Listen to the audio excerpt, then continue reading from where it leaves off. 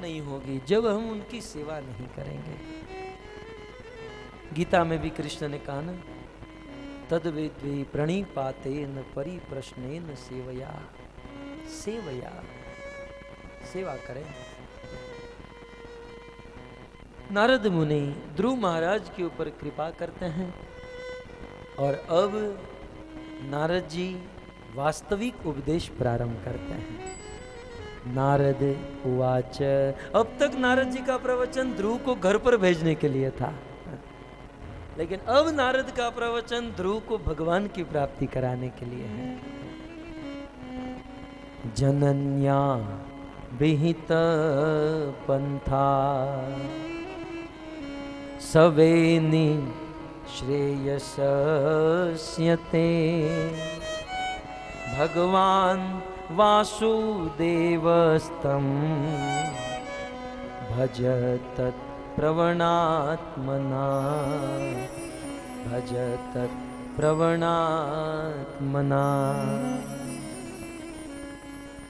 बेटा ध्रुव,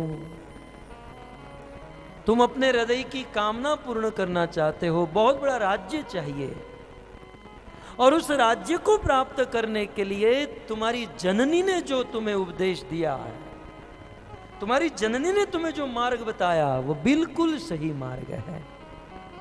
जनन्या भीत पंथा नृश्रेयस्यते, वही मार्ग सबसे उत्तम है, श्रेष्ठकर है। कौन सा मार्ग? भगवान वासुदेवस्तम, भगवान वासुदेव कृष्ण का भजन करना। भज तत्प्रवणात्मना, कृष्ण का भजन करना, यही सबसे श्रेष्ठ मार्ग और यही सभी समस्याओं का समाधान है। अल्टीमेटली जीवन में जितनी भी समस्याएं हैं, उन सभी समस्याओं का समाधान वासुदेव कृष्ण के भजन में है। इसलिए कहते हैं भज तत्प्रवणात्मना, इसलिए कहते हैं कि उस वासुदेव का तुम भजन करो। इस संसार में जो लोग धर्म चाहते हैं, धर्मार्थ काम मोक्षाख्यम, यह इच्छे श्रेयसस्य आत्मनः, एकम येव हरेस्तत्र कारणम पाद सेवनम। मनुष्य जीवन के पुरुषार्थ धर्म, अर्थ, काम और मोक्ष है, और इस धर्म, अर्थ, काम और मोक्ष को प्राप्त करने के लिए एकमात्र उपाय, और वो है कृष्ण का भजन। रामायण में भी कहा गया, राम भजन सोई मुकुति गोसाई, राम भगति सोई मुकुति सुहाई, राम भजन सोई मुकुति गोसाई,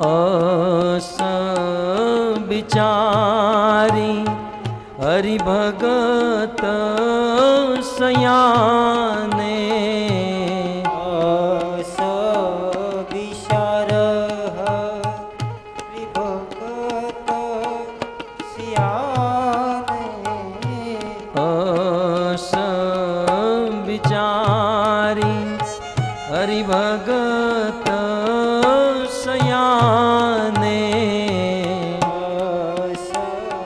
विचार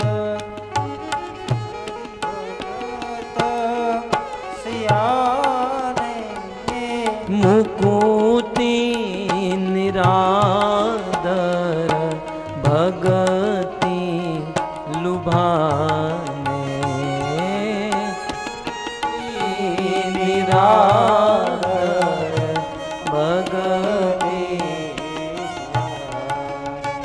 आमुकुति निरादर भगति लुभाने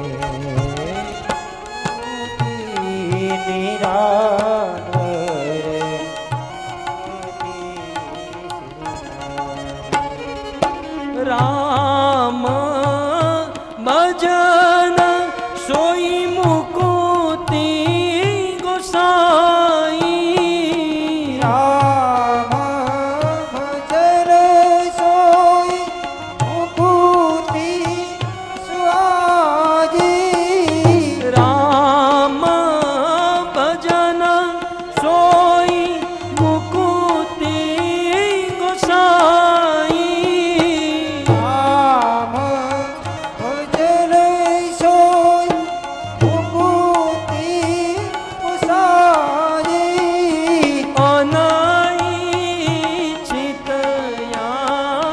वही बरियाई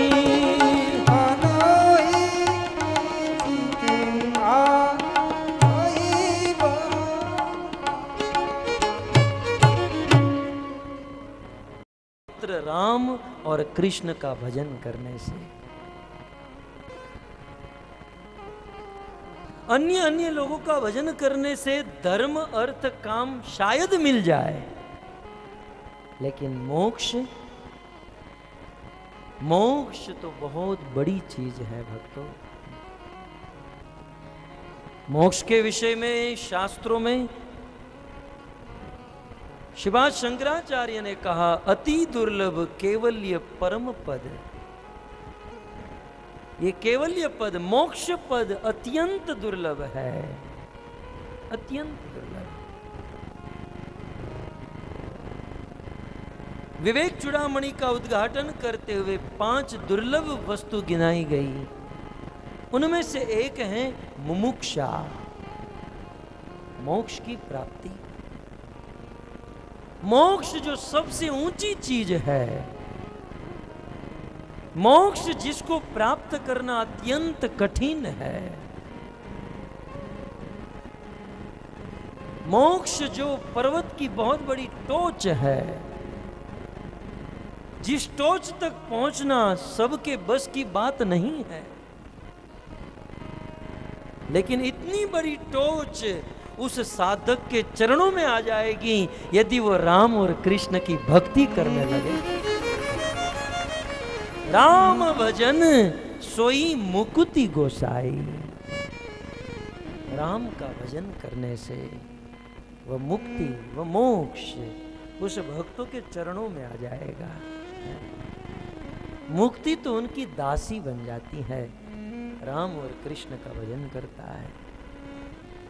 नारद मुनि कहते हैं, धर्म अर्थ काम और मोक्ष को प्राप्त करने के लिए एकम ही एव हरेस तत्र कारणम पाद सेवनम।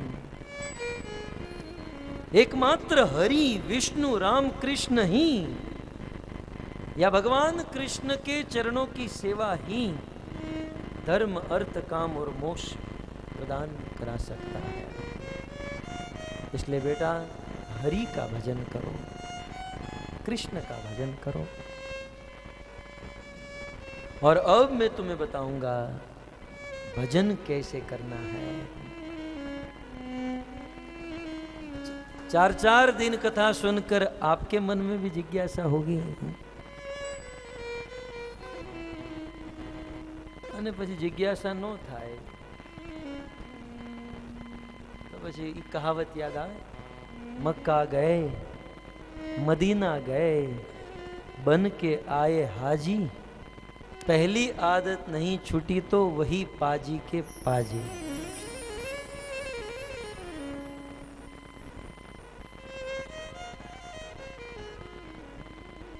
सर्वप्रथम नारद मुनि ध्रुव महाराज को स्थान निर्देशन करते हैं। कहा बेटा भजन करने के लिए युक्त योग्य स्थान चाहिए। इसलिए सर्वप्रथम मैं तुम्हें स्थान बताऊंगा, किस स्थान पर जाकर भजन करना है। स्थान की बड़ी महिमा। कई बार कुछ लोग कहते हैं मन चंगा तो कसौटी में गंगा। ये सब कथा वथा में जाने की क्या जरूरत है? आप लोग को झूठ से आने की क्या जरूरत है? टीवी में आता ही है। बोलने वाले तो सहज बोल देते हैं कि सब मंदिरों में जाने की क्या जरूरत है, ये सब गोकुल मथुरा वृंदावन ये सब जाने की क्या जरूरत है? मन चंगा तो कसौटी में गंगा, घर बैठे गंगा कौन सी गंगा है? पहले तो ये तो बता, मन चंगा किसे कहते हैं? तू जानता भी है? चंगा मन कैसे होता है, किसे कहा जाता है, कोई ज्ञान नहीं और बस सहज बोल। इस संसार का कोई भौतिक साधारण काम करने के लिए भी स्थान चुना जाता है। किसी को फैक्ट्री डालनी है तो फैक्ट्री डालने वाला सोचेगा ना यहाँ पर पानी होना चाहिए, डिस्पोजल करने के लिए जगह होनी चाहिए, ट्रक आ सके, ट्रांसपोर्ट ठीक से होना चाहिए। भौतिक कार्य के लिए जब स्थान की महिमा है तो क्या आध्यात्मिक कार्य के लिए स्थान की आवश्यकता नहीं है? अवश्य है। स्थान की बड़ी महिमा भक्तों। किसी रेगिस्तान रणभूमि में जाकर आप कितना भी अच्छा बीज बो दो, कितना भी महंगा, कितना भी अच्छा बीज रणभूमि में बो दो, वो आपका बीज नष्ट हो जाएगा। वो जो है भी वो भी चला जाएगा, घाटा हो जाएगा। लेकिन वही बीज आप कोई अच्छी भूमि में जाकर बो देते हो तो 70-80 गुना होकर प्रकट होता है। स्थान की महिमा है।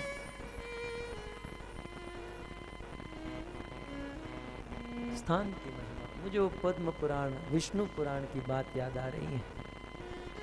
शिव जी भगवान विष्णु के पास गए कुछ मीटिंग करने के लिए, बल्ले करना होगा। वो कह रहे होंगे प्रभु कर दूं अब ये लोग बहुत गाय भाई काट रहे हैं, कर दूं प्रलय अभी, उठा लूं त्रिशूल और खोल दूं तीसरा नेत्र। कुछ डिस्कशन ऐसा ही हो रहा था, सीरियस मैटर होगी कुछ। तो भगवान विष्णु और शिव जी दोनों डिस्कशन कर रहे थे और भगवान विष्णु का पार्षद गरुड़ बाजू में बैठे थे और शिव जी के गले में सांप था और सांप बार बार गरुड़ जी को परेशान कर रहा था। गरुड़ के सामने सांप की क्या औकात, आप विचार तो कीजिए।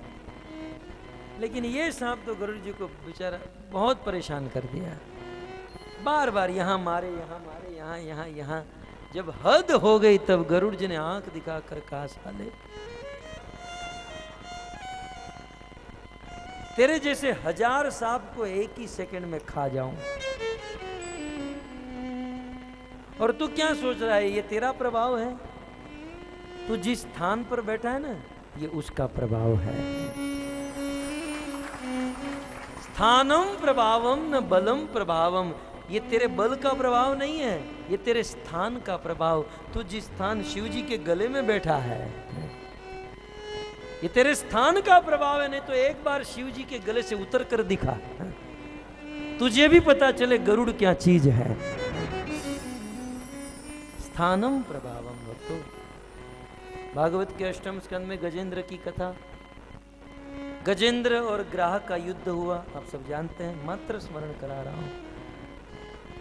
और युद्ध करते हुए ग्राह गजेंद्र को खींचकर बीच तालाब में लेकर गया। 10,000 वर्ष तक युद्ध चला। सुखदेव जी कहते हैं देवता लोग आकाश में आ गए इस युद्ध को देखने के लिए, लेकिन इनमें से एक भी नीचे नहीं उतरा के छुड़ा ले। मुझे बहुत क्रोध आता है।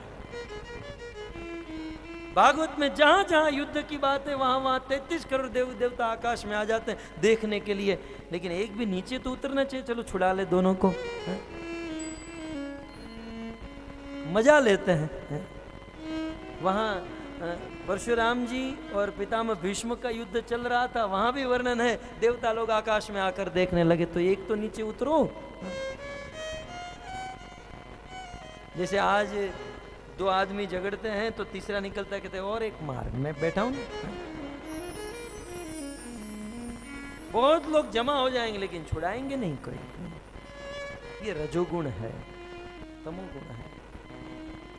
खैर आकाश में देवता आ गए, देखने लगे, ग्राह खींचने लगा। अब बताइए गजेंद्र के सामने उस ग्राह की क्या औकात थी?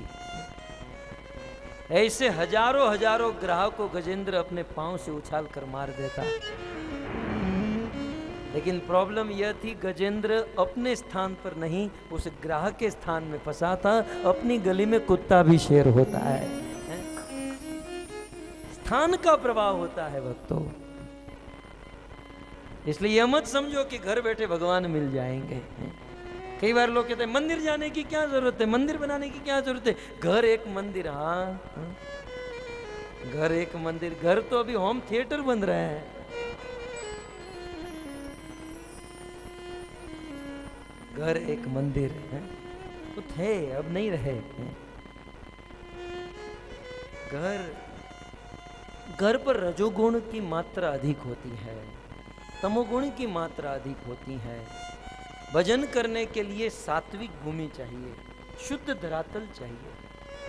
जो भजन आप घर पर करते हो रजोगुणी जगह पर, वही भजन आप सात्विक जगह पर करोगे। प्रयास दोनों का एक समान है, लेकिन सात्विक जगह पर भजन करने से अधिक फल मिलेगा, मन भगवान में लगेगा। यही कथा आप अपने घर पर बैठकर सुनो तो बीच में सो भी जाओगे, खा भी लोगे। कुछ लोग तो यहाँ पर भी 2-5 ऐसे हैं। लेकिन मुझे तो सोने वाला भी अच्छा लगता है। यहाँ पर आकर सोए वो भी है। आप कहो तो गाऊं। बहुत रात बीती चलो मैं सुला दूं, पवन छेड़ सर आशुतोष छेड़ सर गम मिलो रे। गाने वाले ने जिस किसी संदर्भ में गाया हो, मैं तो यही समझ रहा हूं कि अज्ञान की रात में, मोह रूपी अंधकार में बहुत रात बीती है। अब आओ कथा में और सुनो इस कथा को और जीवन भर सुखी होकर सो, आनंद से सो। दुखी होकर तो बहुत सो। इसलिए सोने वाला भी तुम्हें देख कर ये ख्याल आ रहा, जैसे फरिश्ता कोई सो रहा। सोने वाला फरिश्ता है। हार पहना हो सोने वाले।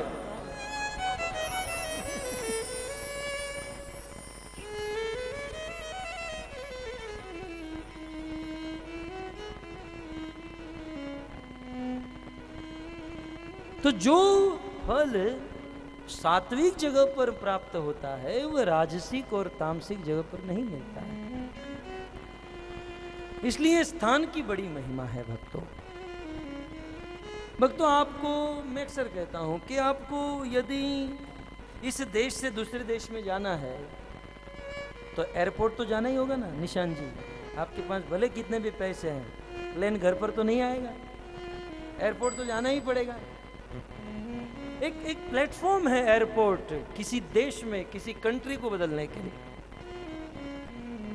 इस दुनिया में छोटे मोटे देश में जाने के लिए आपको एयरपोर्ट जाना पड़ता है, तो वैकुंठ जाने के लिए एयरपोर्ट की जरूरत नहीं है। वो एयरपोर्ट है भगवान का धाम, भगवान का मंदिर। वो प्लेटफॉर्म है जहां से भगवत धाम का कनेक्शन शुरू होता है। मन चंगा तो कथौटी में गंगा, दिखा गंगा मुझे देखना। नल में पानी भी ठीक से नहीं आता होगा।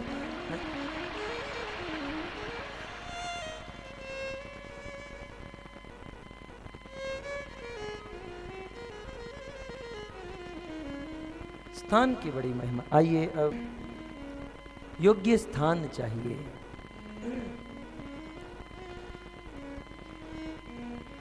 नारद मुनि अब सर्वप्रथम भजन करने के लिए, भगवान को प्राप्त करने के लिए स्थान का निर्देशन कर रहे हैं। तत्तात गच्छ भद्रं ते यमुनायास्तटं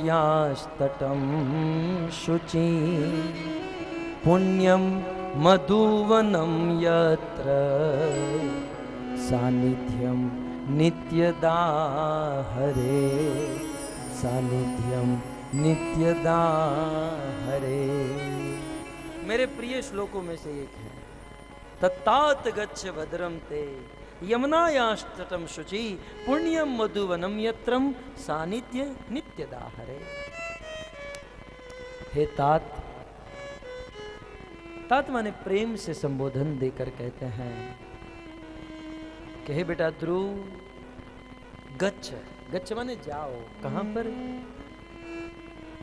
यमुनायास तटम शुचि, तुम यमुना के तट पर चले जाओ। यमुना के तट पर जाकर भजन करो। ध्रुव ने कहा यमुना का तट तो कितना लंबा है, यमुनोत्री से लेकर यमुना चलती है और गंगा सागर में मिलती है। यमुना का तट पूरे भारत में बहता है। महाराज कोई परफेक्ट निर्देशन कीजिए।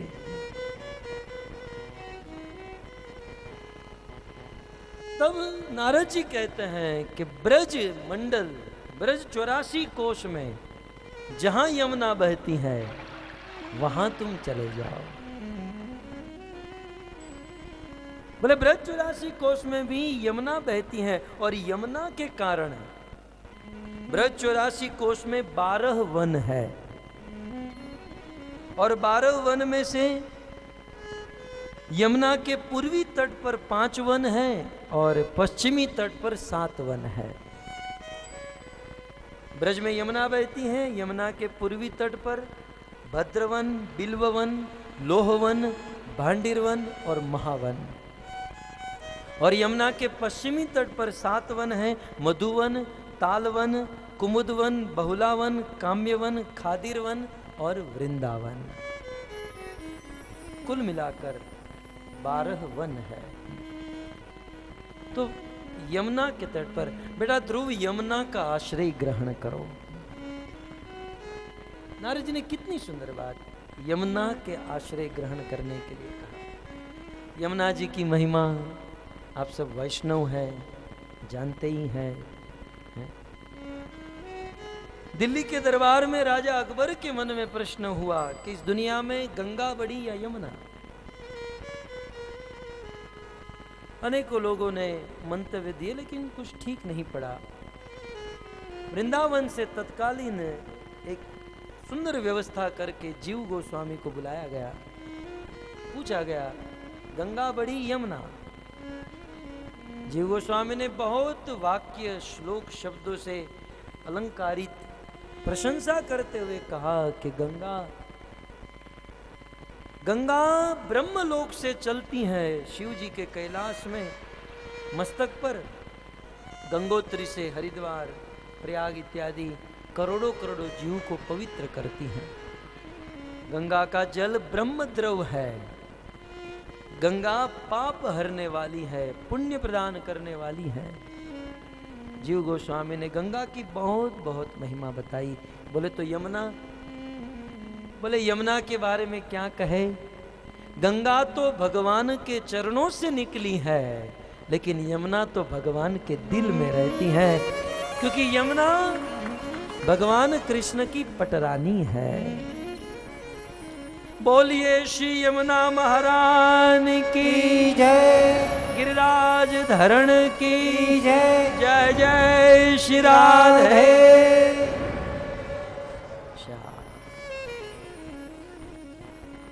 सुंदर यमुना हूं। यमुना के तट पर जा। महाराज परीक्षित को जब श्राप लगा कि तुम्हें 7 दिन में मरना है, भागवत के प्रथम स्कंद में वर्णन है, उस समय महाराज परीक्षित अपने हस्तिनापुर को त्याग कर गंगा तट पर चले गए। आप सब जानते हैं। अब महाराज परीक्षित हस्तिनापुर में थे। आज भी आप हस्तिनापुर जाओ तो लेफ्ट साइड जाओ तो गंगा मिलेगी, राइट साइड जाओ तो वृंदावन यमुना मिलेगी। दोनों का डिस्टेंस लगभग सेम है।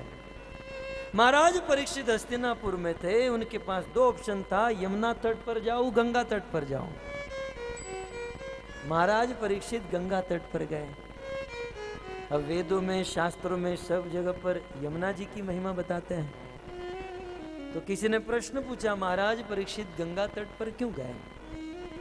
परीक्षित यह सोचकर गंगा तट पर गए क्योंकि गंगा में तो गंगा जल तो है ही, लेकिन गंगा जब भगवान के चरणों से निकली है तो भगवान कृष्ण ब्रज वृंदावन में विचरण करते हैं, और विचरण करते हुए वृंदावन की रज और वृंदावन का यमुना का जल भगवान के चरणों में निकला है, लगा है, और उस यमुना को लेकर गंगा बहती है। इसलिए परीक्षित गंगा के तट पर गए। गंगा तो वाहन है, यमुना उसकी वाहक है।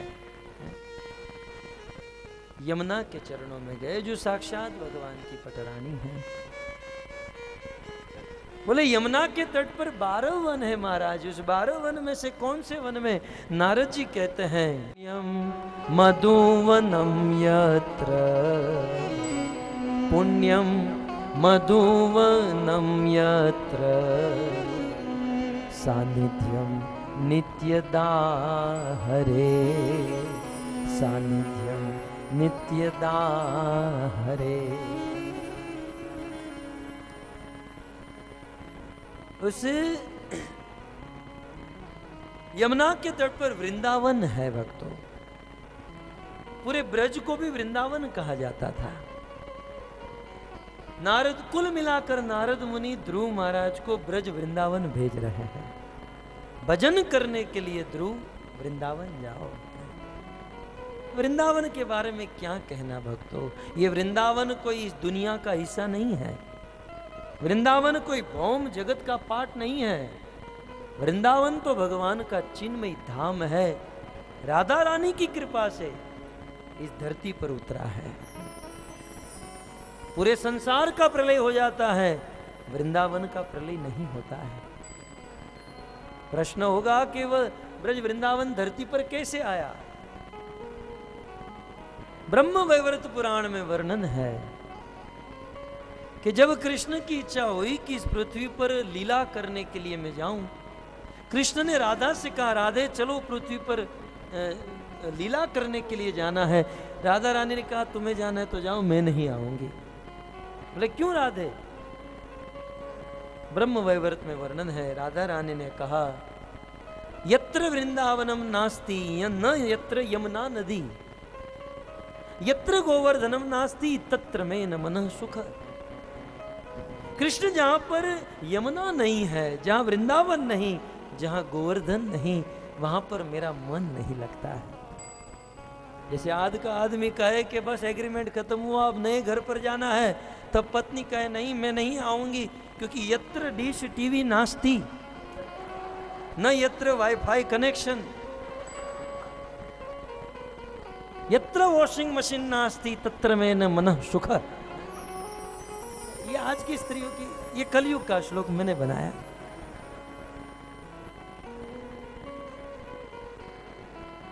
आज की होती तो यही कहती है, ये तो राधा है ना भक्तों। आप विचार कीजिए, यदि राधा रानी ने यह डिमांड नहीं की होती तो क्या कभी वृंदावन यहां पर होता? कभी नहीं, कभी नहीं।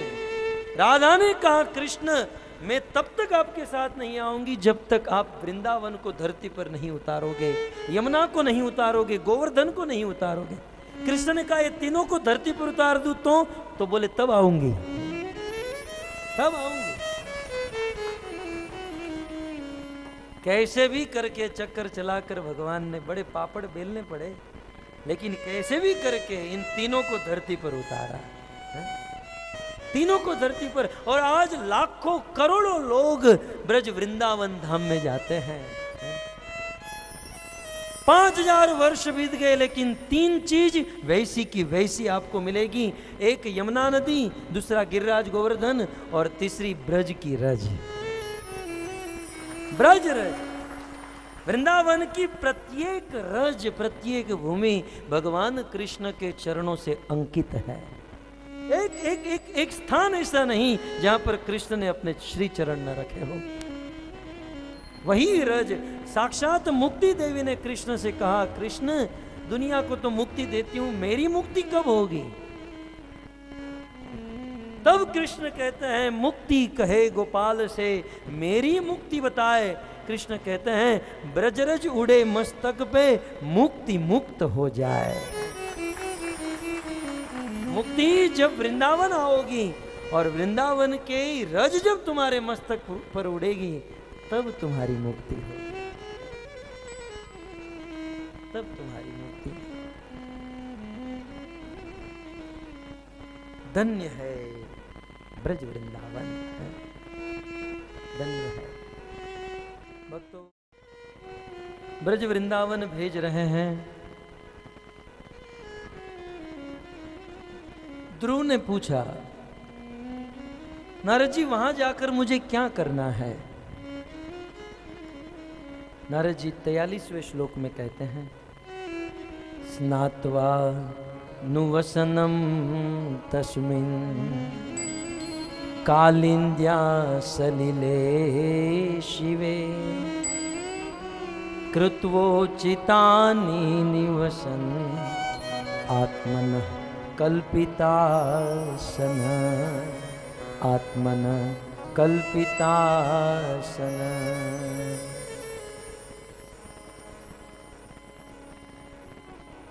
માની લો ધ્રુવે પૂછ્યું, નારદજી ત્યાં જઈને મારે શું કરવું?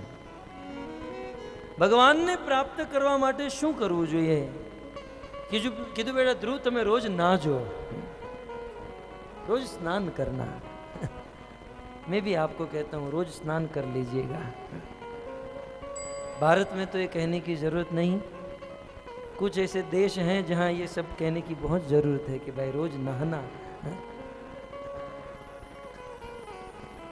मैं तो जुम्मे से जुम्मे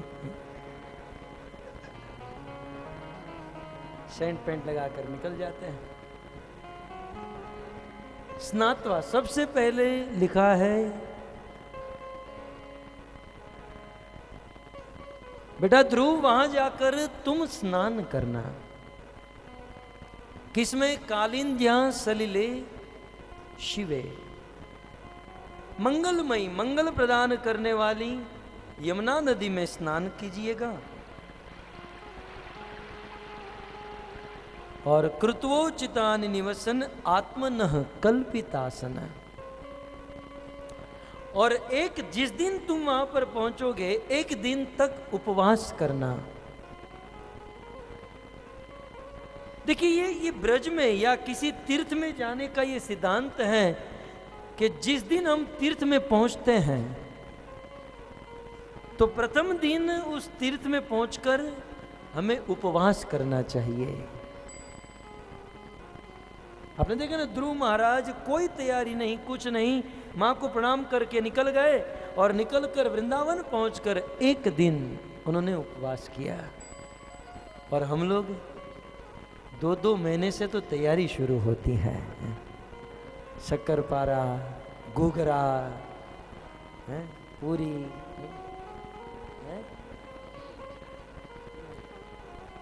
चकरी, लाडवा। वैसे दिन में 2-3 टाइम खाते हैं, लेकिन यात्रा में जाते तो ट्रेन में 1-1 घंटे में डिब्बा खुलता है।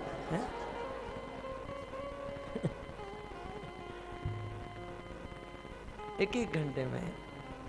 और वृंदावन पहुंचकर जहां पर प्रथम दिन उपवास करना चाहिए, तो बस यहां से ही फोन कर देता है कि हम पहुंच रहे हैं, 4 लोग आ रहे हैं। 4 का नहीं 8 का बनाना, क्योंकि हम डबल खाएंगे, भूख लगी है।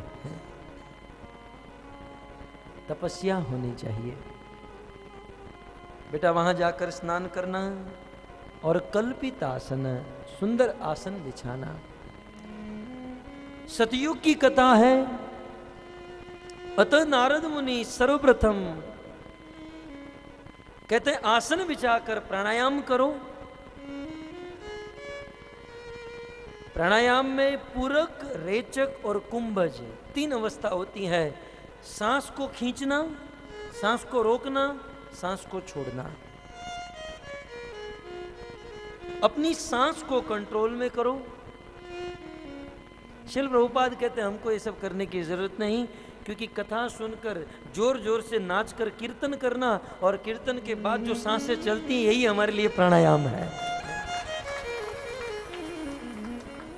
और सांस बैठ जाए फिर जाकर भोजन कर लो, प्रसाद खा लो,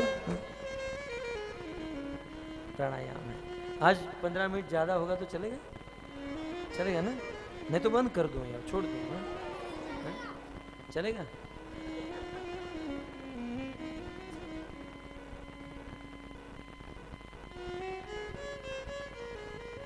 પછી બહાર જઈને વાતો નહીં કરતા।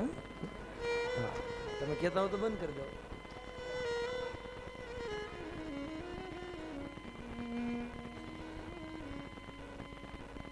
और भगवान का ध्यान करना। ध्रुव ने कहा प्रभु वो भगवान कैसे हैं, मुझे तो पता ही नहीं वो भगवान कैसे हैं। नारद मुनि भगवान की मूर्ति का वर्णन करते हैं। प्रसादाभिमुखम प्रसन्न वदने क्षणम सुनासम सुब्रुवम चारु कपोलम सुरसुंदरम। अब तो सुनने लायक बात तो अब आ रही है।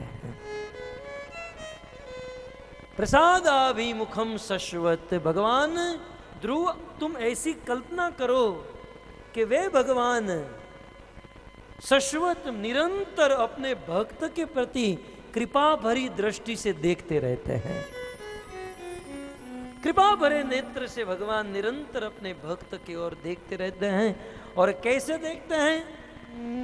प्रसन्न वदने क्षणम, प्रसन्न चित्त से, प्रसन्न होकर। हम तमर जे मोढ़ू चढ़ावी नहीं। कई बार कुछ लोग प्रवचन में भी इतना मुंह बिगाड़ते हैं, कई बार मेरा कॉन्फिडेंस कम हो जाता है कि मैं तो कुछ गलती नहीं कर रहा हूं। सुनरी महेश परम सुख मानी। अरे कथा सुनो तो सुखी होकर प्रसन्न चित्त से सुनो, प्रसन्न होकर आनंद से कथा सुने। लेकिन कुछ लोग हंस नहीं सकते तो नहीं सकते, क्या कितना प्रयास करें।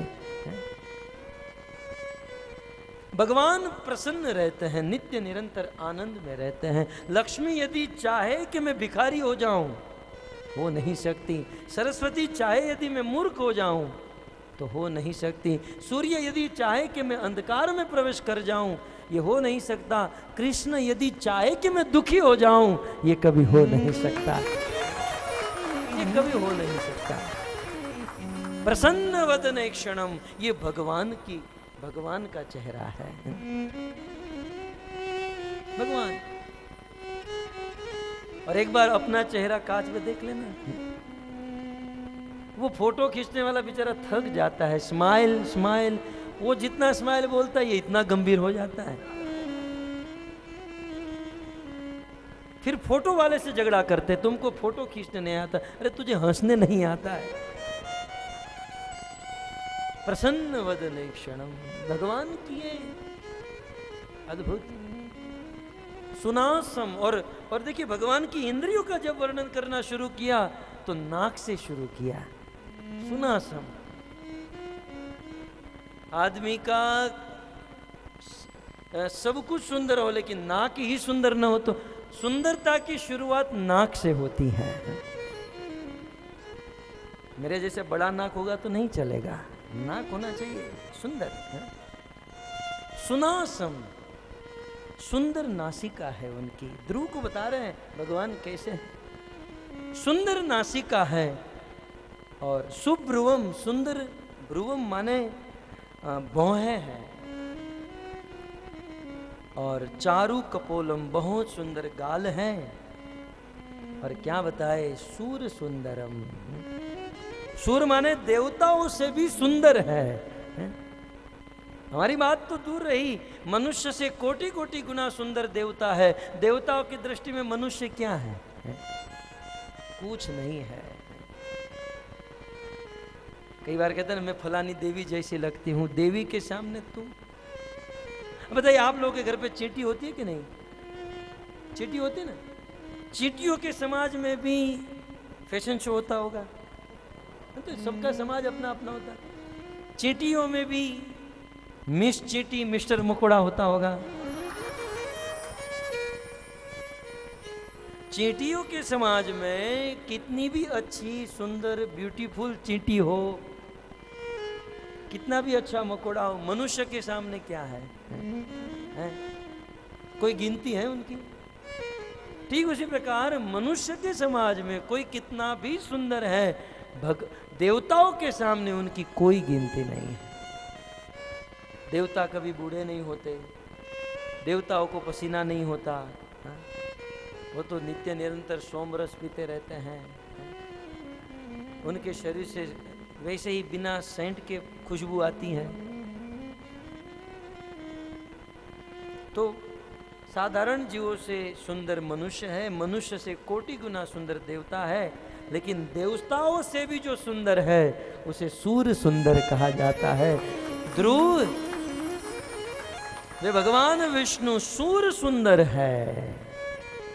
तरुणम, और कैसे हैं? तरुणम, वैसे आद्यम पुराण पुरुषम, सबसे पुराने हैं। अहम एवासमेवाग्रे, चतुर्श्लोकी भागवत भगवान ब्रह्मा जी को कहते हैं कि सृष्टि के प्रारंभ में जब कोई नहीं था तब मैं था, अहम एव।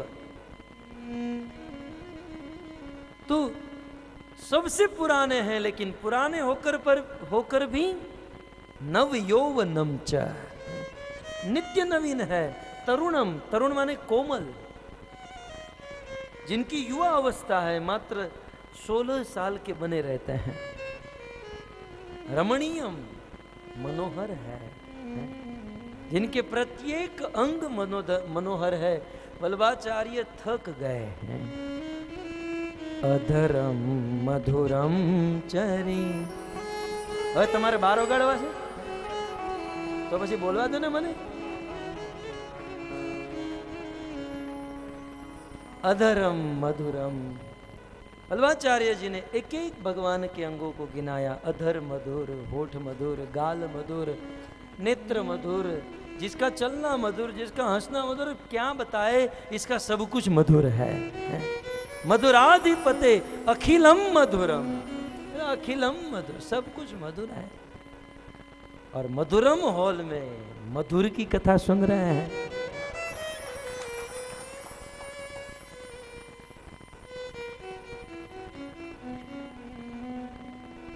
अरुण ओष्ठे क्षणाधरम, सुंदर लाल लाल रंग के उनके होठ है। प्रणताश्रयणम नृमणम शरणियम करुणार्णवम, कुछ लोग दिखने में ही सुंदर होते हैं, लेवानु काई न होय, देखावामां सुंदर होय।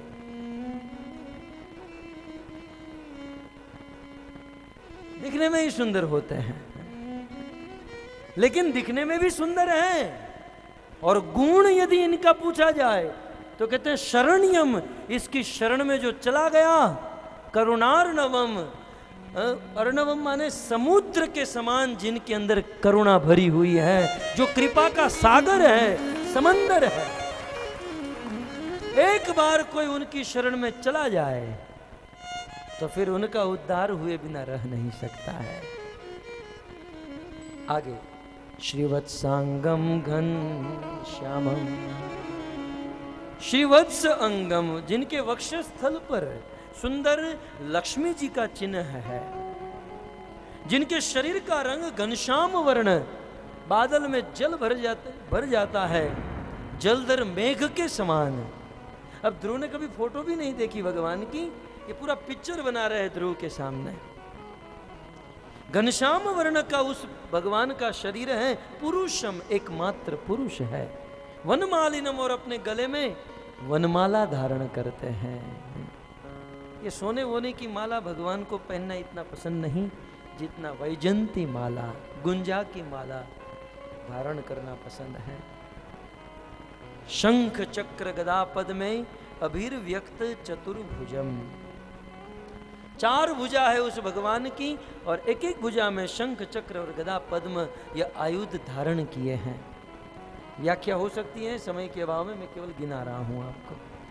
किरीटिनम कुंडलिनम, सुंदर किरीट है, किरीट माने मुकुट है, और कानों में सुंदर कुंडल है। केयूर वयलान्वितम, केयूर माने हाथ में बाजूबंद है।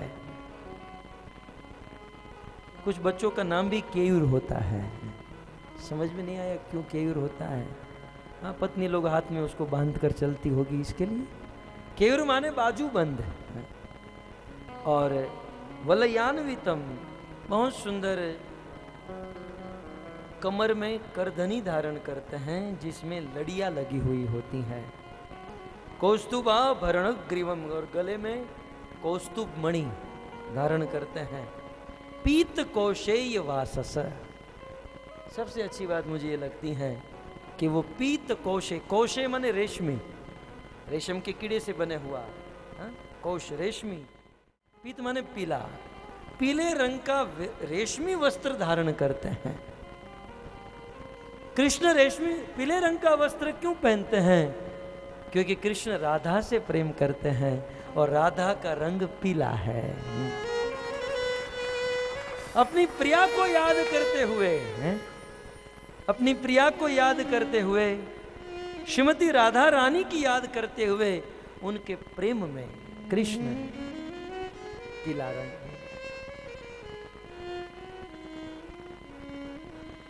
और भक्तों, राधा रानी से कृष्ण इतना प्रेम करते हैं, इतना प्रेम करते हैं,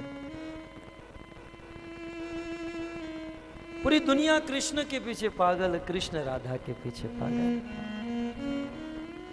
राधा की महिमा क्या कहूं, मैं तो अपनी कहूं, हम कृष्ण के भक्त कम, राधा के ज्यादा है। ये हमारा गौड़ीय धारा, हमारा गौड़ीय समाज, कृष्ण तो है, भगवान है, लेकिन राधा के बिना उनको पाना तो बिल्कुल कठिन और मुश्किल। अभी अभी आपने सुना, राधा न होती तो क्या ये ब्रज यहां पर होता? राधा न होती तो हमें माधुर्य कौन सिखाता, हमें सेवा कौन सिखाता? ये जब भी मैं व्यास मंच पर बैठता हूं तो राधे मेरी स्वामिनी गाता हूं, ये मेरा अपना भाव है, ऐसा कोई सिस्टम नहीं है, मुझे अच्छा लगता है, मैं गाता हूँ। कई लोग इशू भी करते हैं, कई लोग प्रश्न भी उठाते हैं, कई लोग कहते हैं कोई नई परंपरा शुरू हो गई, जो है सो है, ये है और ये होगा। अपना भाव आनंद है, राधे मेरी स्वामिनी तो स्वामिनी है और हम राधे के दास हैं।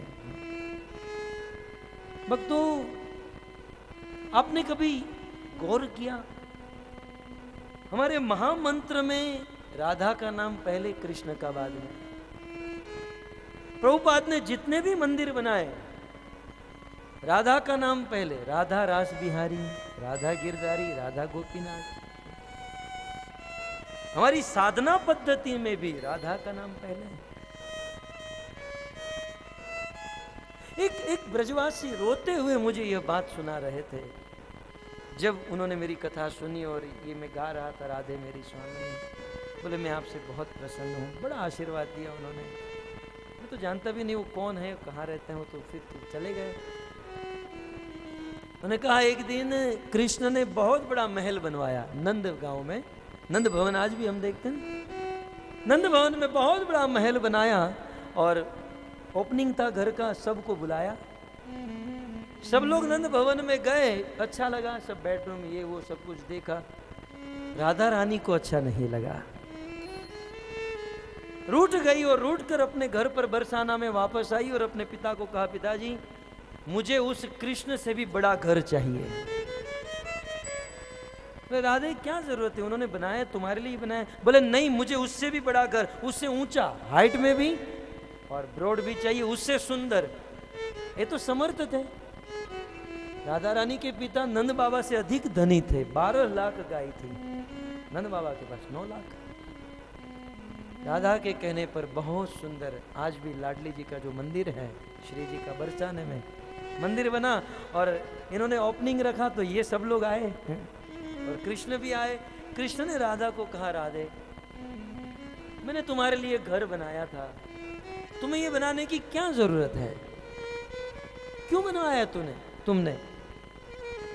राधा ने कहा कि आपने घर तो बनाया, लेकिन घर के दरवाजे पर लिख दिया जो काम क्रोध लोभ मोह मद माश्चर्य से पूर्ण रूप से मुक्त है वही इसमें प्रवेश कर सकते हैं। कृष्ण इस संसार में कलयुग का जीव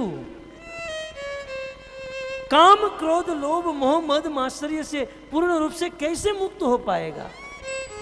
क्या आपको इतनी भी दया नहीं आती? ये बेचारा अनंत जन्मों से कर्म बंधनों से फंसा हुआ जीव किस प्रकार से हो पाएगा? और लिख दिया, घर तो अच्छा बनाया, लेकिन लिख दिया कि पूर्ण रूप से दोषों से मुक्त होगा वो मेरे घर पर आ सकता है। हटाओ उसे, मैंने लिख दिया जो राधे राधे बोलकर आएगा उसे यहां पर एंट्री।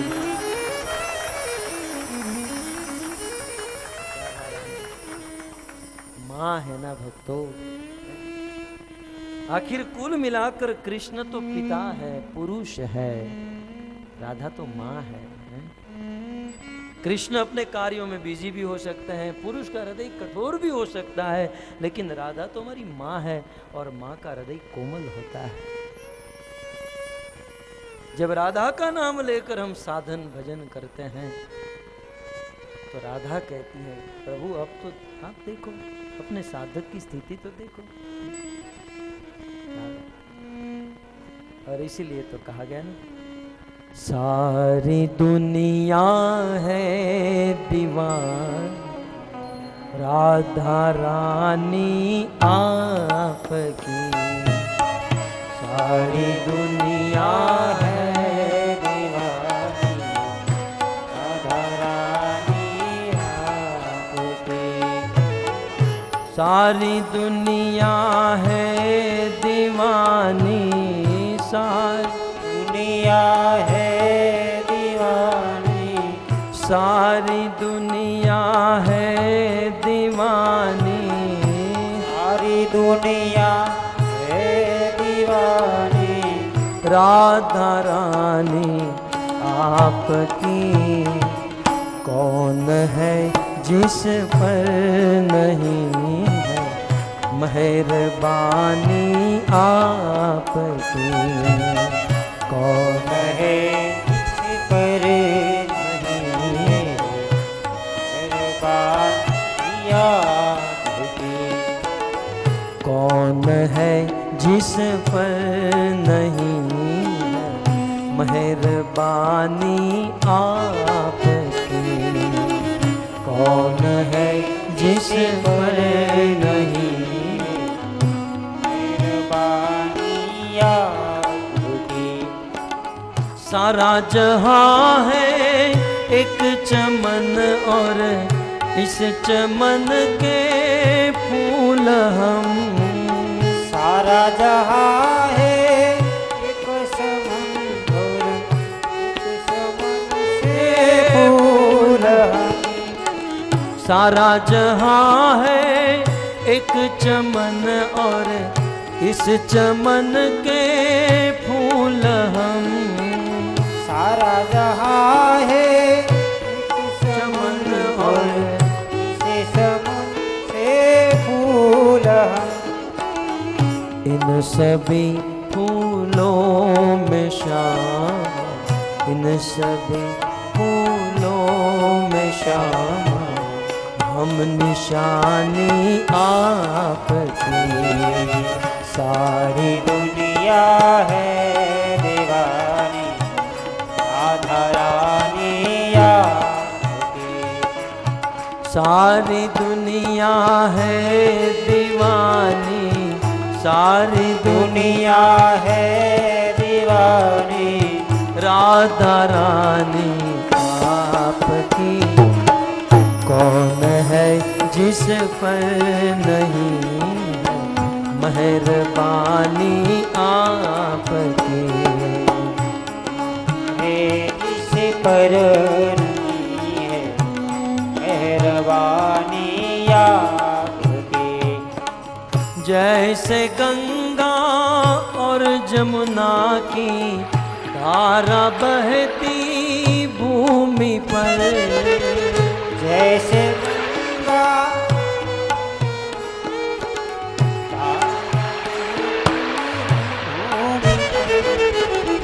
वैसे ही बहती है ममता, वैसे ही बहती है ममता, राधा रानी आपकी। सारी दुनिया है दीवानी, राधा रानी आपकी। सारी दुनिया है दीवानी, दुनिया है दीवानी, राधा रानी आपकी। कौन है जिस पर नहीं है मेहरबानी आपकी। जिस पर मेहरबानी आपकी। तन भी तेरा मन भी तेरा, मेरा क्या है लाडली। तन भी तेरा मन भी तेरा, ओ लाडली। तेरा तुझको सौंपती हूँ, यह निशानी आपकी। तेरा तुझको सौंपती निशानी आपकी। उम्र भर गाती रहूं मैं महिमा श्यामा आपकी। उम्र भर गाती रहूं मैं महिमा श्यामा आपकी।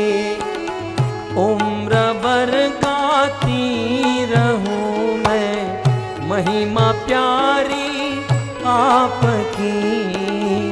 उम्र भर गाती हूँ महिमा प्यारी आपकी। अपने चरणों में ही रखना, अपने चरणों में ही रखना, मेहरबानी आपकी। अपने चरणों में ही आपकी। सारी दुनिया है दीवानी, राधा रानी आपकी।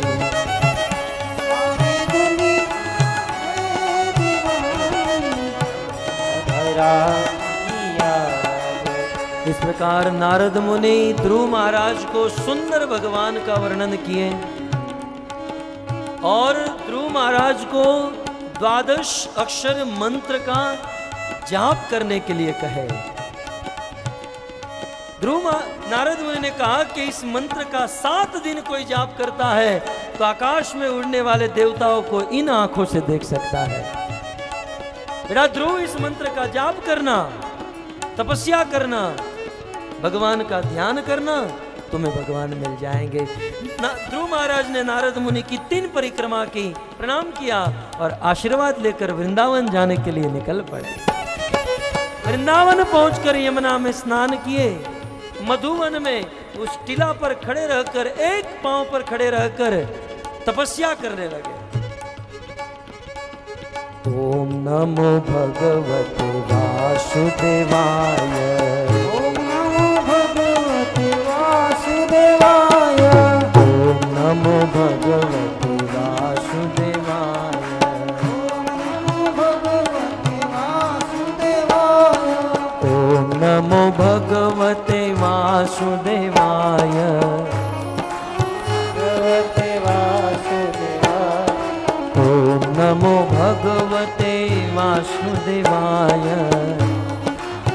भगवते वासुदेवाय, ओम नमो भगवते वासुदेवाय, ओम नमो भगवते वासुदेवाय, ओम नमो भगवते वासुदेवाय, ओम नमो भगवते वासुदेवाय। श्री रात्रान्ते कपिथ बदराशन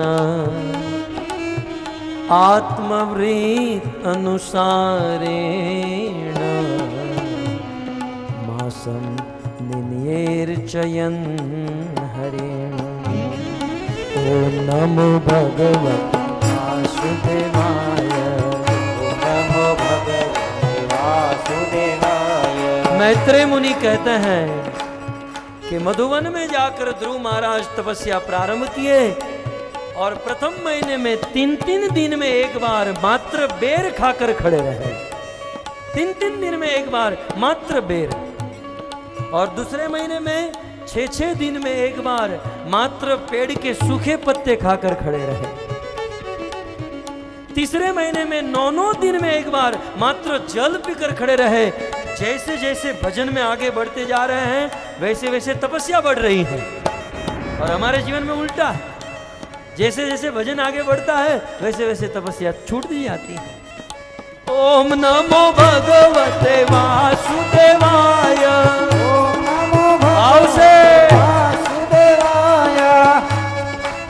अब आप लोग इतना ढीले ढीले गाएंगे ना तो 12 बजे भी भगवान नहीं आएंगे। और मैं चाहता हूँ 5 मिनट में आ जाए और 10 मिनट में आप सब छूट जाओ।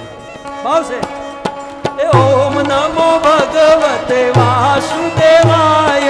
ओम भगवते वासुदेवाय। ओम नमो भगवते वासुदेवाय। ओम नमो भगवते वासुदेवाय। पंचमे मास्यनु प्राप्ते जीत श्वासो नृपात्मज। अद्भुत। मैत्रेय मुनि की रचना अद्भुत है भक्तों। 5वें महीने में मैत्रेय जी कहते हैं ध्रुव महाराज ने सांस लेना भी बंद कर दिया। क्यों? क्षत्रिय का बेटा है, याद कराते हैं। नहीं होगा इसमें। पंचमे मास्यनु प्राप्ते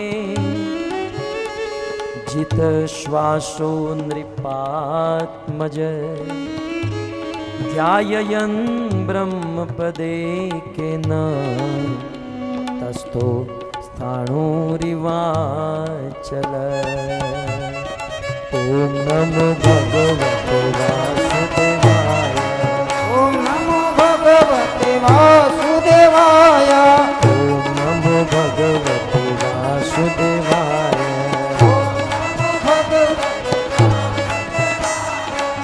इतना जोर से गाएंगे तो ध्रुव महाराज वृंदावन की बदले बोरीवली आ जाएंगे। ओम नमो भगवते वासुदेवाय। नमो भगवते वासुदेवाय। ओम नमो भगवते वासुदेवाय। नमो भगवते वासुदेवाय।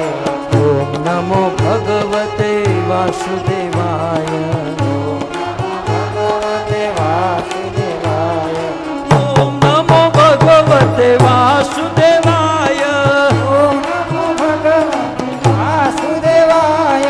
ओम नमो भगवते वासुदेवाय। ओम नमो भगवते वासुदेवाय। पहले महीने में 3-3 दिन में एक बार मात्र बेर खाकर, दूसरे महीने में 6-6 महीने में 6-6 दिन में एक बार मात्र सूखे पत्ते खाकर, तीसरे महीने में 9-9 दिन में एक बार मात्र जल पीकर, चौथे महीने में जल भी बंद, 5वें महीने में सांस भी बंद, और छठा महीना प्रारंभ हुआ, सांस बंद है और ध्रुव महाराज भगवान से ऐक्य भावना कर रहे हैं। भगवान के साथ ऐक्य भावना होते ही ध्रुव का सांस रुका, और ध्रुव का सांस रुकते ही इस ब्रह्मांड में सभी जीव का सांस रुक गया, आकार मच गया।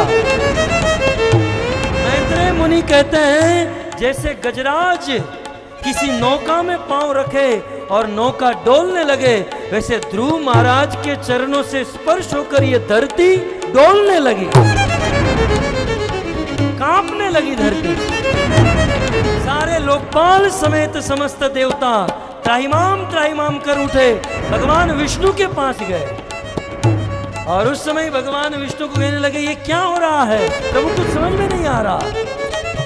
भगवान विष्णु ने कहा कि ये 5 साल के बालक की भक्ति का प्रभाव है। 5 साल के बालक ने अपनी भक्ति के प्रभाव से पूरे ब्रह्मांड को डोला दिया।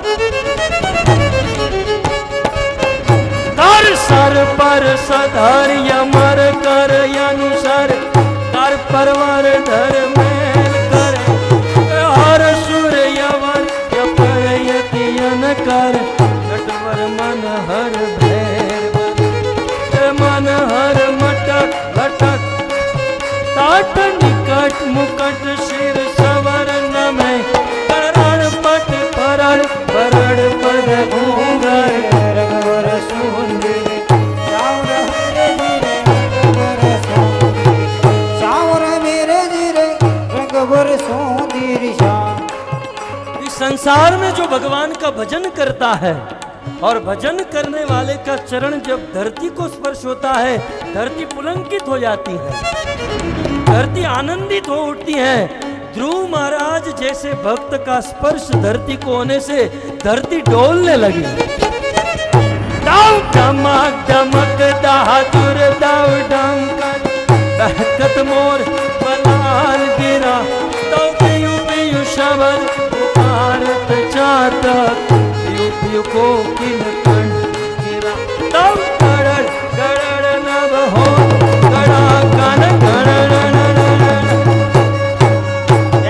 गड़ड़ गिरिवर शिखर बजे गड़ड़ पट परड़ परड़ पर घूम रघुवर सुंदर श्यावर मेरे रघुवर सुंदर श्याम। ब्रह्मा आदि समस्त देवताओं ने भगवान से प्रणाम किया, कहा इसका निराकरण कीजिए। उस समय भगवान विष्णु गरुड़ के ऊपर सवार होकर अपने वैकुंठ से वृंदावन मधुवन में आए और ध्रुव के सामने प्रकट हो गए। परंतु ध्रुव महाराज को भगवान के ध्यान में इतना आनंद आ रहा था, भगवान सामने खड़े हैं और ध्रुव महाराज आंखें बंद करके भगवान का ध्यान कर रहे हैं। याद रखे भक्तों, भगवान के भजन में जितना आनंद है उतना आनंद साक्षात भगवान को देखने में भी नहीं है। भगवान सामने खड़े हैं, ध्रुव की राह देख रहे हैं, कब इसकी आंख खुलेगी और मुझे देखेगा। अंत में भगवान ने ध्रुव के हृदय से अपना वह दिव्य विग्रह तिरोहित किया। ध्रुव चटपटा उठे और आंखें खोली तो सामने भगवान खड़े हैं। श्री कृष्णचंद्र भगवान की जय। सशंख चक्र सकिरीट कुंडलम सपीत वस्त्रम सरसीरुहे क्षणं सहार वक्ष स्थल को स्तुभस्य नमामि विष्णु शिरसा चतुर्भुजं। ध्रुव महाराज ने भगवान विष्णु का दर्शन किया, भगवान को प्रणाम किया। प्रणाम करके ध्रुव भगवान को वैसे देख रहे हैं मानो अपनी आंखों से भगवान को पी रहे हैं। सुंदर भगवान के रूप को पी रहे हैं। ध्रुव के मन में इच्छा हुई कि मैं भगवान को कुछ स्तुति करूं, लेकिन 5 साल का बालक ABCD भी नहीं जानता है, स्तुति क्या करे। भगवान अपने भक्तों के मनोरथ को समझते हैं। भगवान जान गए ध्रुव कुछ बोलना चाहता है। उसी समय भगवान ने अपने हाथों में वेदमयी पांचजन्य शंख ध्रुव के गाल से स्पर्श किया। वह वेदमयी शंख ध्रुव के गाल से स्पर्श होते ही ध्रुव के हृदय में चारों वेदों का ज्ञान स्फुरित हो गया। मुझे बहुत प्रेरणा मिलती है। गुरु महाराज एक दिन कथा कर रहे थे और जब इस प्रसंग पर आए तो उन्होंने कहा कि भगवान लाल गोविंद को भी इसी प्रकार से शंख स्पर्श कराते रहे अपने गाल से और ज्ञान निकलता रहे। बड़ी कृपा। खैर हमारी तो कोई ऐसी योग्यता नहीं है, बस गुरुजनों की आशीर्वाद कृपा के अलावा कुछ नहीं है। तो चारों वेदों का ज्ञान ध्रुव के हृदय में स्फुरित हुआ और ध्रुव ने 12 श्लोक में भगवान को स्तुति की। श्रीपाद श्रीधर स्वामी कहते हैं कि ये 12 श्लोक वेदों का सार हृदय में आया था ना, वेदों के सार रूप में ये 12 श्लोक ध्रुव के मुख से प्रकट हुए। ध्रुव की स्तुति की ये 12 श्लोक सारे वेदों का सार है। मेरी इच्छा थी कि यहाँ पर उस पर प्रवचन करूं, हो नहीं पाया। आने वाले दिनों में यदि संजोग रहा तो इस पर प्रवचन करेंगे। सुंदर ध्रुव ने स्तुति की। भगवान ने कहा मैं तुम पर प्रसन्न हूं, जो चाहिए वो मांग लो। जब भगवान ने कहा कि ध्रुव तुम्हें जो चाहिए वो मांग लो, ध्रुव ने कहा प्रभु ईमानदारी से कहूं तो मैं यहां पर आया था कुछ मांगने के लिए। पता नहीं आपका भजन करके वो इच्छा ही चली गई। अब तो मुझे कोई इच्छा ही नहीं, मैं आया तो था कुछ मांगने के लिए, लेकिन प्रभु अब तो हरि भक्ति सुहोदय में लिखा है स्थानाभिलाषी तपसी स्थितो हम। प्रभु अहम मैं यहाँ पर तपस्या कर रहा था। किस लिए? स्थानाभिलाषी, स्थान की अभिलाषा से मैं यहाँ पर तपस्या कर रहा था। स्थानाभिलाषी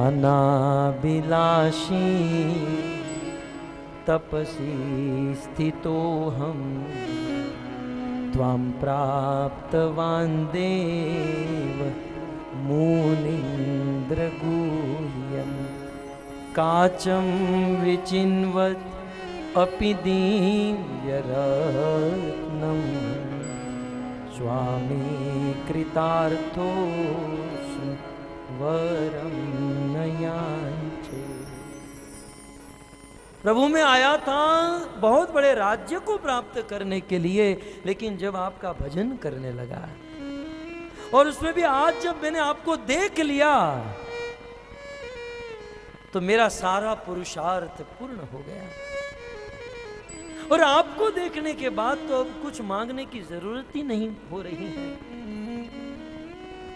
क्योंकि प्रभु मैं निकला था बहुत छोटी चीज के लिए, बहुत बड़े राज्य को प्राप्त करने के लिए निकला था। मान लो वह राज्य कांच के टुकड़े के समान।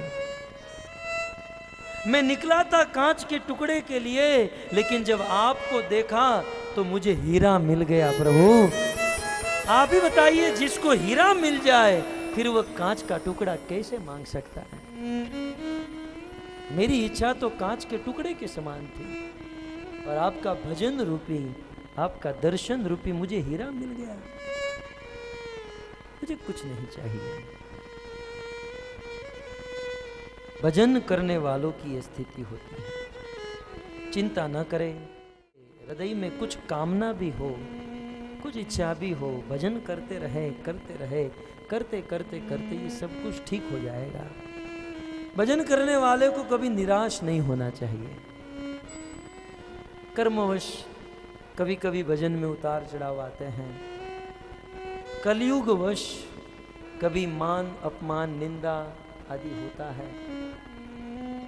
चैतन्य महाप्रभु कहते हैं तिल भार भी निराश नहीं होना चाहिए, भजन के मार्ग में चलते रहे। मुझे कुछ नहीं चाहिए प्रभु। भगवान ने कहा ध्रुव तुम्हें नहीं चाहिए फिर भी मैं दूंगा, क्योंकि यदि नहीं दिया तो भविष्य में आने वाले लोग मेरी भक्ति नहीं करेंगे। बोले ये तो तपस्या ही करवाते, देते कुछ नहीं है, मुझे मेरा नाम रखने के लिए देना पड़ेगा। ध्रुव ने कहा बस तो देना है तो आशीर्वाद दे दो, मैं आपका भजन करूं। वास्तव में ध्रुव ने क्या मांगा बताए? भक्तिर मुहु, वो 12 श्लोक की जो स्तुति है ना उसमें से एक श्लोक है, प्रभु आपको देना है तो एक आशीर्वाद दीजिए कि मैं इस प्रकार से आपका सत्संग कर सकूं और सत्संग में बैठकर आपकी कथा सुन सकूं, ऐसा आशीर्वाद दे दीजिए। क्योंकि आपके कथा में जो सुख है वह सुख और कहीं नहीं है।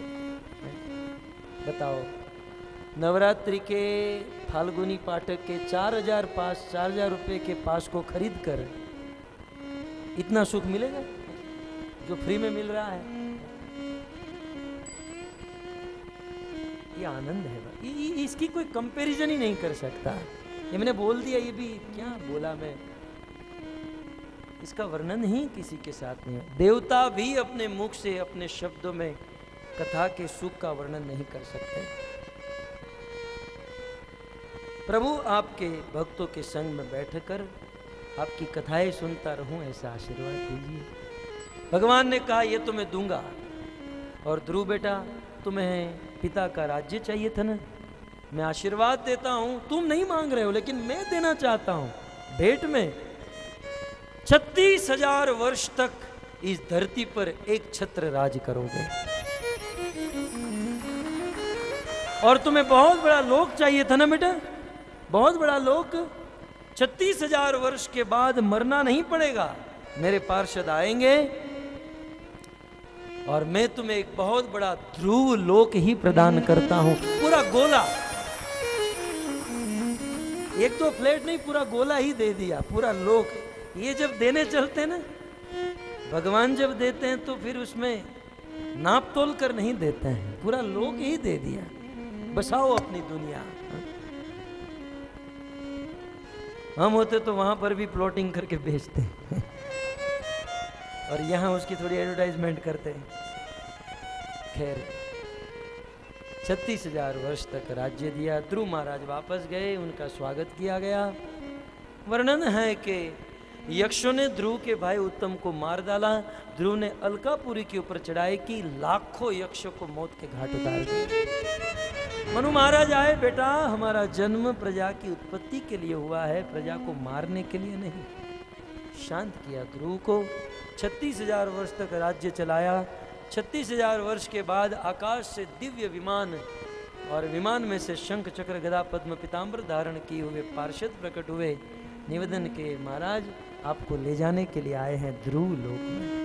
ध्रुव महाराज जब उस विमान में बैठने गए तो साक्षात मृत्यु देवता, जो काल बनकर लोगों को मारने के लिए आता है, वो मृत्यु, वो महाकाल, दोनों हाथ जोड़कर वहां बैठ गया। महाराज विमान थोड़ा ऊपर है, आप मेरे मस्तक पर पांव रखकर विमान में बैठ। एक कृष्ण का भक्त मृत्यु के मस्तक पर अपना पांव रखकर भगवान के धाम को प्राप्त कर लेता है। कृष्ण की भक्ति में यह ताकत है, यह शक्ति है। मृत्यु के मस्तक पर पांव रखकर ध्रुव उस विमान में बैठे और विमान टेक ऑफ हुआ। थोड़ा सा उड़ा, ध्रुव ने कहा रुको रुको रुको रुको। बोले हवा में कैसे रुकाएंगे? बोले फिर भी रोको। क्यों, क्या हुआ महाराज? बोले देखो थोड़ी सी गड़बड़ हो गई। बोले आप लोग मुझे अपने धाम में लेकर जा रहे हो, मेरे से पहले मेरी माता वैकुंठ में जानी चाहिए, क्योंकि जो कुछ भी आज मैं हूं मेरी मां सुनीति के कारण हूं। मेरी मां ने मुझे उपदेश दिया, मुझे संस्कार दिया, मुझे भगवान के चरणों में जाने के लिए प्रेरित किया। आज जो कुछ भी मिला मुझे मेरी माता के कारण मिला। पहले मेरी माता वैकुंठ जानी चाहिए, फिर मैं वैकुंठ में जाऊंगा।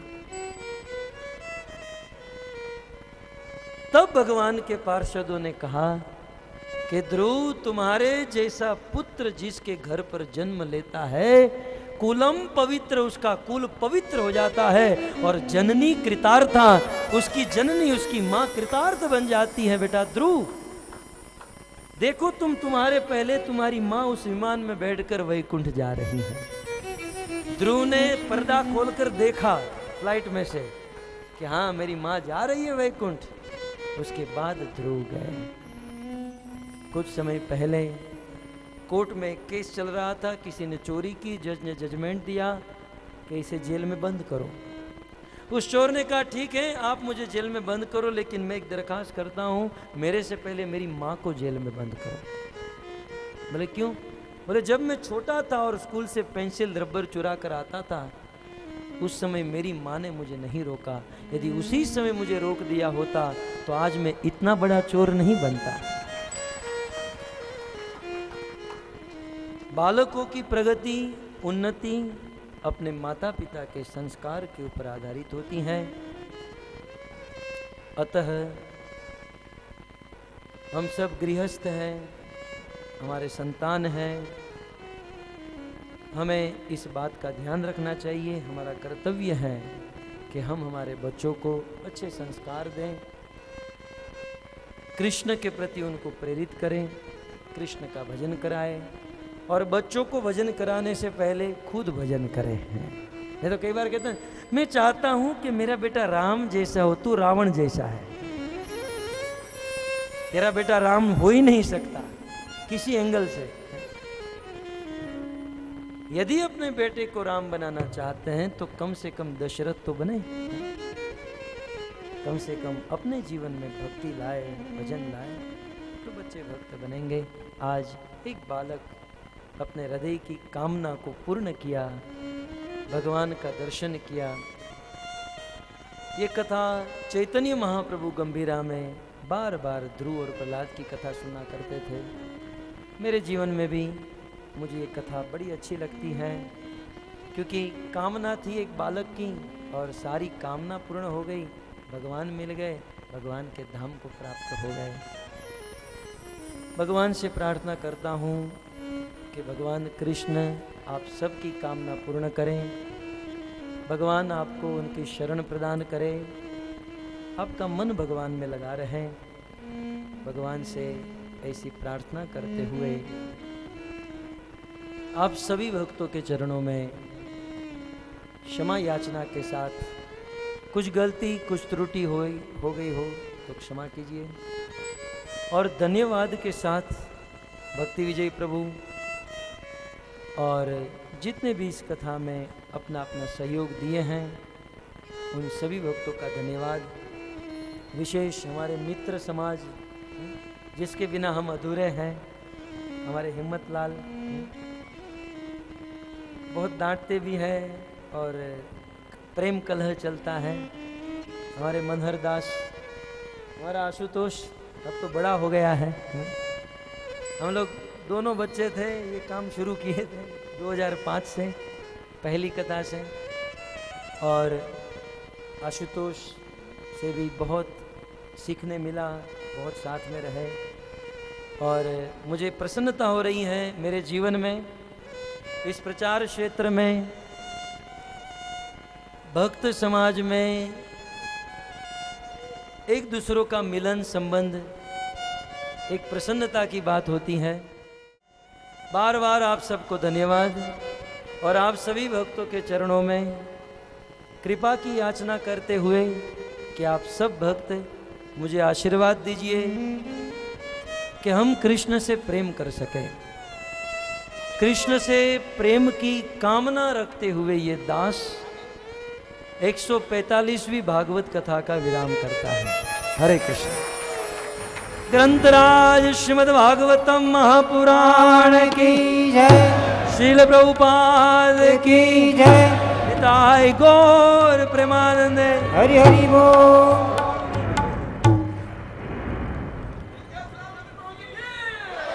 हरे कृष्णा कृष्णा कृष्णा हरे हरे, हरे राम राम राम हरे हरे।